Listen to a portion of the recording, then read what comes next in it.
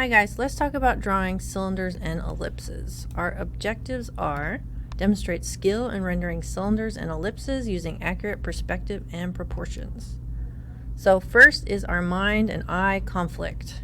So your brain knows the top of a cylinder is a circle. So usually when you're starting to learn how to draw, your brain's going to just draw a circle because it's the top's a circle. But this is not what it looks like in reality. So what you want to do is think about what you really see, not what you know or what you think you see. So when you're really looking at this, you can see it is an ellipse, it is not a circle. So you need to fight your mind on that a little bit. So when you're drawing an ellipse, this is not the only way to do it, but don't just loop a circle and be done with it. Give it a structure. So think about the widest part of the ellipse. This is the major axis, and it needs to be symmetrical. And then the height. So when you're drawing an ellipse, you want all four parts to match. So you want it to be very symmetrical, and you need to measure it out. And this is going to make a more believable cylinder or shape in perspective. Another common mistake besides drawing a circle is a sharp corner, a football. So a circle never has a corner. This never has a corner. So students are often going to draw little pinched corners that makes it look like a football. This is not what we see. The only time it can even look flat is if it's straight on. So do not draw the football. So think about like a car or somebody running. It has to be in a circle. And then it has to be smooth. Like you don't want that line to end. There's no stop. So when you're drawing, again, think about what you really see and not what you think you see. So here is a better example of a cylinder and two ellipses. Okay, so we talked a little bit about drawing the ellipse. So how do you do a cylinder? So you want to draw your ellipse, no corners, and then you're going to figure out the center, and you're going to drop a line down. You're going to make sure it's in the center, so measure it out. And then I like to do the other line in the center to make sure it's symmetrical. You're going to drop your lines down, and then you're going to make another ellipse at the bottom. So you can see how I have two ellipses. I'm going to end up erasing out the bottom one because I can't see it. And it all depends on your angle, whether it's like this, whether it's towards me. So it also depends on the perspective.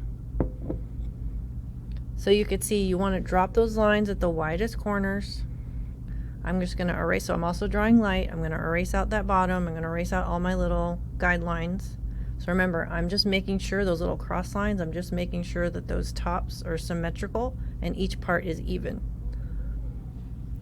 And then I have a nice little cylinder. Okay, so also remember, the bottom is a little bit rounder than the top, especially this little marshmallow is tilted towards me. So if you draw them the same, it might look like it's falling over. So you want to draw the bottom a little bit wider. So like this. Very similar, but the bottom one has a little bit more of a deep curve. So it's always going to be deeper, and it's going to ground your cylinder on the table. So again, here's another example. So you could see this one is a little bit thinner than this one. And then the shape changes because it's your distance from eye level. So if you are looking straight out, this is eye level. So it's going to change whether my cylinder is up here or down here, and it's also going to change whether it's tilted towards me or away from me. So a lot of things to think about. But if it's up here, that ellipse is going to look different than if it's down here. So when an object is eye level, it's going to look like a flat line. As it moves further down, it's going to be wider and wider.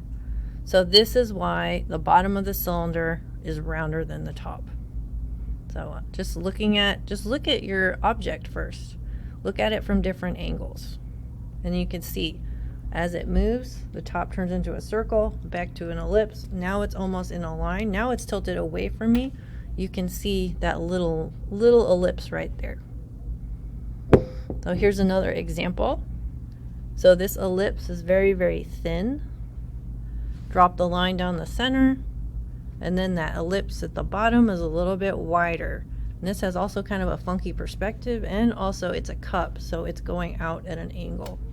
So the one on the right, I can see it's almost a circle. Drop the line down. Again, this is a little cockeyed. Do my axis. My 4 parts are symmetrical. And then I drop my lines down from the widest part. And then my ellipse down there is a little bit more severe. Alright, so when we're drawing our ellipses and cylinders, remember there's no corners, no footballs. You want to drop the lines from the widest part of the curve. Don't cut it off.